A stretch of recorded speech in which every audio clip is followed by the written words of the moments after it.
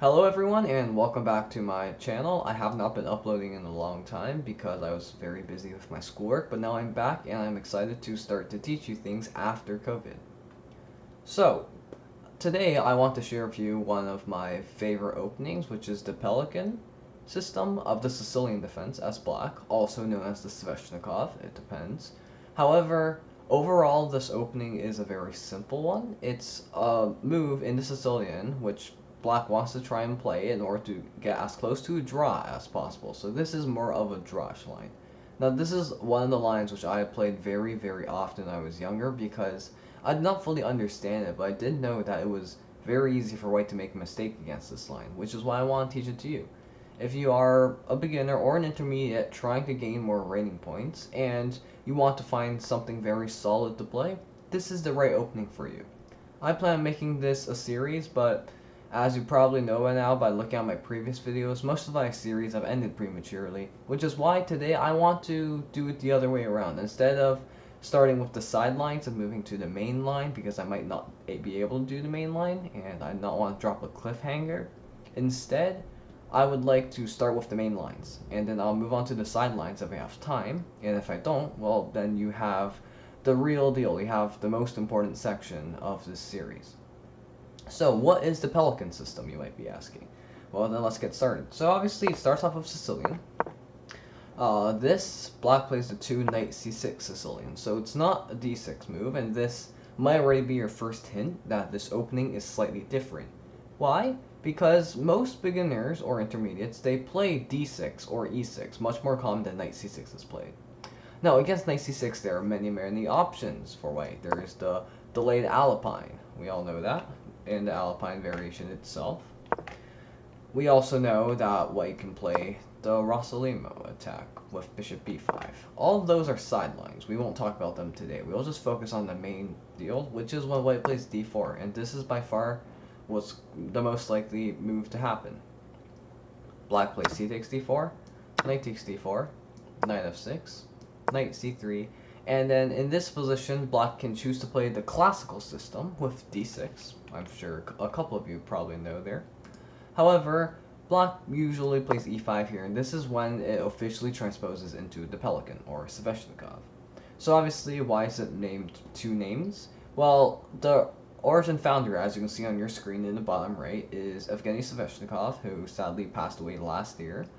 But he invented the system, and he called it the Pelikan. But it was such a solid system and such a new way of playing an opening that he got named after, essentially. So now you should probably know that the Sveshnikov as a name is more popular nowadays.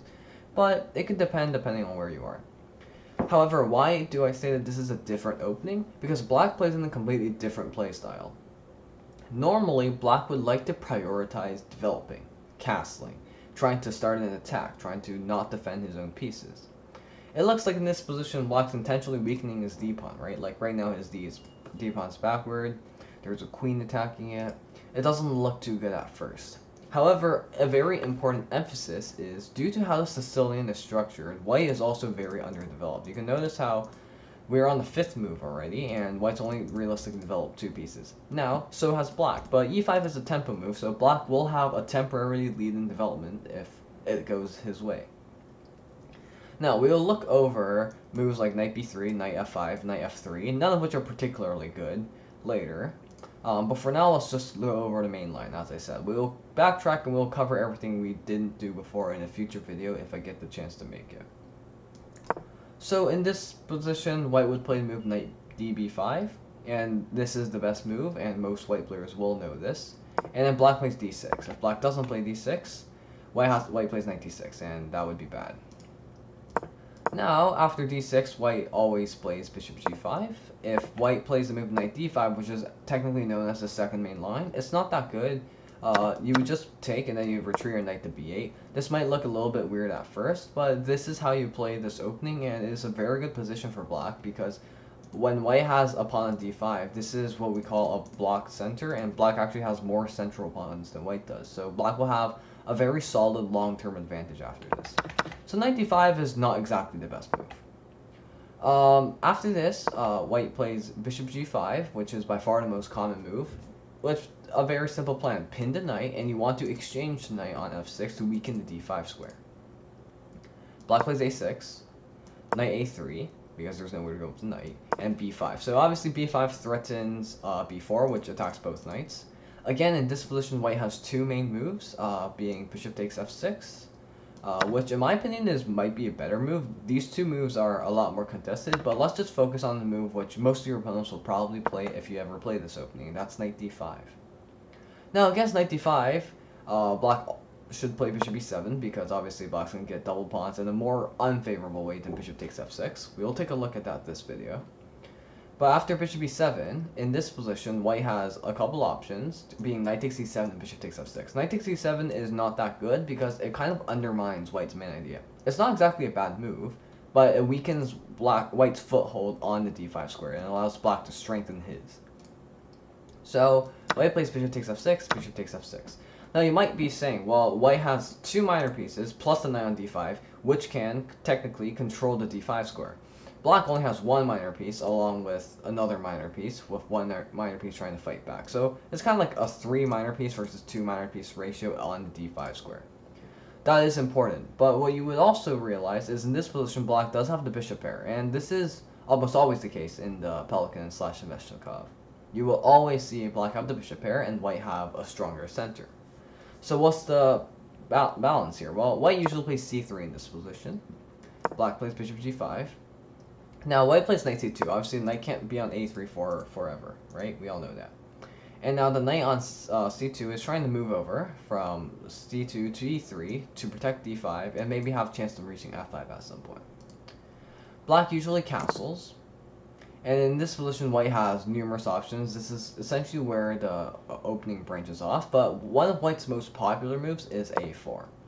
Now, for any closed Sicilian player or open Sicilian player with knight c6, you may well know that the queen side for black is usually a weakness, which white wants to exploit. These two pawns are usually not the most protected, and that's why a4 is usually such a powerful move. Bishop e2 is also a very common move as well, though I would say it's not as good. So why do I think a4 is better? It's because white is able to utilize the fact that black is underdeveloped in order to put more pressure on black's queen side. Now black essentially is forced to take. And after this, well, white has many threats, so black might as well just play a5 just to solidify its queen side. Notice how black has multiple defenders of a5 right now. So again, there are many options for black, and this is one of the reasons why I like playing this opening as black, or at least I did play this opening. And truthfully, I still think that this is a very strong weapon. And the main reason for black and black's main plan is to restrict white's major pieces. So white does not have good squares to go to with his major pieces because black has a bishop pair. This allows black to control more squares. And finally, due to how the knight on d5 is structured, unless the knight retreats, there's no good square for the queen. There is absolutely none. Queen h5 is just a ghost threat. It doesn't actually do anything. And everywhere else the queen goes is in a very troublesome position. So what black's main plan here is to try to get in to move f5 at some point in the future. But you want to do it with g6 because you want to keep that center. It's okay if black's king is slightly exposed because black's king side is usually quite safe here. White doesn't really go for a king side attack. Overall, black's main plan is just to stay solid. Remember how I said that the Sveshnikov was mainly an opening to get a draw for? Yeah, so this is what I mean. You don't really want to press too hard. You just want to have an equal position and stay alive for as long as possible. So that wraps up knight d5. Not the world's most complicated opening. It is very standard, and it shows a lot of different issues. And this is where white's second option, but in my opinion, arguably better option for white, is bishop takes f6. So this doubles black's pawns immediately. If black plays queen takes f6, white will play knight d5, and this is a really bad position for black because white has to move bishop takes b5. And then this bishop sacrifice works because knight c7 is unstoppable. So you cannot take back with the queen, and therefore you have to take back with the bishop. In this position, it looks like that black has double pawns, and it looks like, wait a second, isn't this just completely better than knight d5? Because black's still going to develop the same way, right? No, in fact, this is a completely different playstyle for black now. Why? Because the bishop is still on f8. So, white's main move here is knight d5, unsurprisingly, but now black has many options, one of them being f5. From my point of view, I think f5 is a little bit rushed. If you play f5 right now, there are many options for white to play, but one of white's favorite options is bishop d3. And now, after bishop d3, black usually plays bishop e6 to make sure to counter e takes f5 if bishop takes d5. And then here, white can just play normal moves. White does not have to rush anything. So white usually plays something like c3. And then here in this position, black plays something like bishop g7. So again, this is one reason why the bishop is on f8, because they can come to this side, and now black's king, when it castles, is a lot safer. However, one reason which I do not like this move for black is queen h5 becomes a really doozy move, and that's why I like delaying f5, because queen h5 exploits a lot of weaknesses which black has in this opening, mainly the weak pawns. Black has many weak pawns in this opening. If black isn't able to get rid of them, black can be in the worst position. So instead of playing f5, I like playing bishop g7 first. And I try to play f5 as soon as possible after this. Why do I do this? Well, it's because whenever white plays queen h5, that's when I stop trying to play f5, and then I shift my focus to the queen side. For example, in this position, if white plays queen h5 here, well, I obviously can't play f5 anymore. But what I can do is I can play knight e7. I can try to trade off the knight on d5, and after this I can try to start my own queenside attack, and I've saved the tempi from f5. I don't need to do that. Bishop g7 is essentially a necessary move, which you're going to have to play sometime in the future anyway, so why not just do it earlier? Now obviously white's main move here is bishop d3. White doesn't have to rush.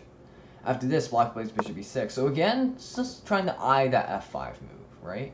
So now if white knows what he's doing, white will not play queen h5, white will play queen f3 instead. The main reason being queen f3 to be able to transition to the queen side faster. And in this position, black's main move is just to take, really. Just to take, and then black will have a worse pawn structure, but white's pawn now is on d5, and black does have a decent position to hold on. Notice how if black's pawn was on f5, this would be a much harder position for black to play. So there are other influences in this position which need to be accounted for. This isn't such an easy opening to play as black. So that wraps up the brief crash course on bishop takes f6, and those are the main lines of the main lines. There is one extra line which I want to talk about, and then I'll save the rest for next time, because this is a very complicated line. So as I said, this is basically all you need to know so far about the Sveshnikov. You don't need to look further if you aren't interested in playing this opening, how I've described it. Because as I said, black's main goal here is to go for a draw. Black's not trying to go for a win. If black was trying to go for a win, black wouldn't exploit his pawn structure and lock it in so quickly. And that's another aspect about Evgeny Sveshnikov and why he chose this opening. The main reason being that it is pretty easy to get a draw as black, but very hard to get a win as black. And this is why he used to play it against higher rated players, because he invented the opening, obviously, right? And he knew how to play it very solidly. So this is the overarching picture on how this game works, how the Sveshnikov works. However, we do have one extra thing to put in this video, because it is a very important line, which a lot of people don't know how to play against, but in my opinion, it's not that good. So, let's flash forward here. So, in this position, white plays knight d5, which is by far the most common move, bishop e7, and takes f6 to f6. And here, white plays c3. c3 is by far the most common move. It's by far the best move. But a lot of people, they will play the move c4. c4 is like a rising star move. It's a move which many people think is becoming a better move, but truthfully, if you know how to play this, you know that it's not that great of a move.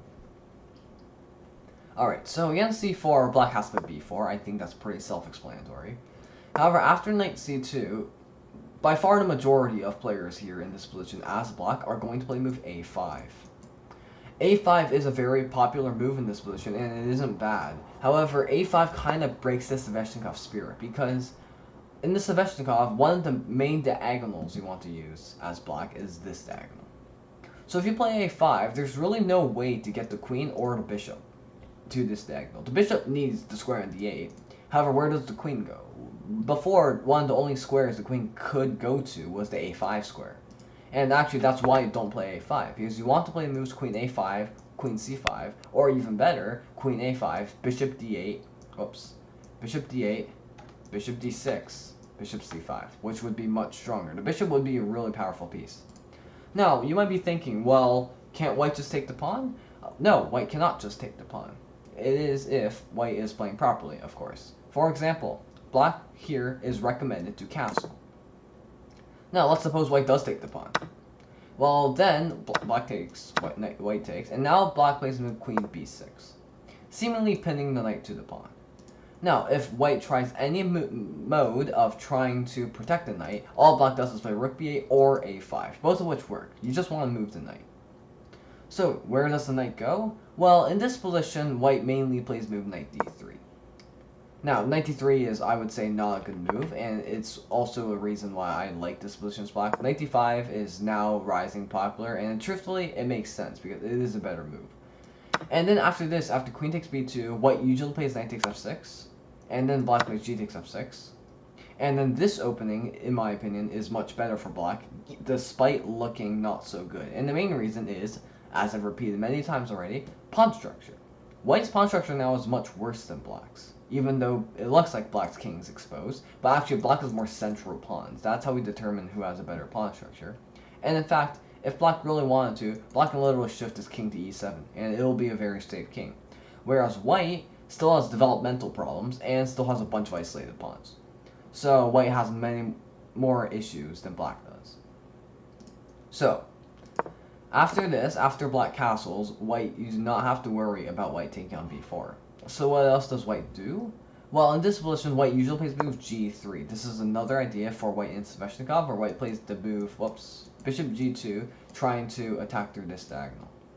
The issue for this is, just like how white traded his dark square bishop for the knight, now the d4 square becomes a weakness in black's position, and this is something which black can try to utilize. First things first, bishop g5, you can't forget this move as black, it's such an important move. Bishop g2, and in this position, knowing that after bishop g2 the e4 pawn is protected, in this position black does play the move a5. Now you might be thinking, well, our main plan is still not ruined, right? Because now we can't play queen f5, queen c5 anyway. There is a difference here. We forced white to fianchetto. Why does this matter? Well, let's look at this position, when white hasn't fianchettoed yet. Well, now this bishop is protecting the c4 pawn, which is a very important piece, and the bishop has not weakened anything on the queen side. Remember, black can attack both on the queen side and the king side in this game. It's not just one side. So g3 creates weaknesses in white's position. Now, you might be thinking, well, in this position, what if white does not play g3? What if white plays something else? Well, great question. What does white play, right? What does white play besides g3? It would otherwise be a useless move. White can't develop. If white plays the move bishop e2, then this is a very self-explanatory option. Now you just play bishop e6. You're forcing this knight to make a decision now. Now g3 would have helped white, because then with the bishop protecting the knight on d5, the knight wouldn't have to move. But now, when the bishop takes, there's not a lot of support in the center, especially on the e4 and f5 squares. So now black is very likely to play moves like bishop g5 and f5. And the bishop on e2 is on the wrong side of the pawn chain. So, this is why, in this position, it is recommended for white to play g3. And after this, bishop g5 and now a5. So, now, black's main goal has shifted. Black tries to play the move f5. And this is why I don't like the move c4 for white. It locks up the queen side. Remember how I mentioned previously in the c3 line, so scrolling all the way back up here, in the c3 line, white tries playing move a4 and trying to break open the queen side. Well, in the c4 line, so not this line, after a5, white cannot do that, because these pawns are locked and they're going to stay locked. If white tries to break open the queen side this way, you're opening open files, and open files are good for the side which has more bishops, more powerful pieces, so white's not going to do that. And therefore, I find that this line is a better option for black. And this is why c4, even though it's a popular move and it's gaining popularity, I don't consider it to be one of the best moves in this position. Very well, so that wrapped it up for our first edition of the Pelikan. I plan on making another video hopefully soon, though I cannot give any promises because my previous promises have been broken. And to everyone who continues to enjoy my videos despite my long breaks here and then, wish the best of luck. Hopefully you can gain some of your chess rating points, and hopefully you enjoyed learning about the Pelikan. I'll see you guys next time.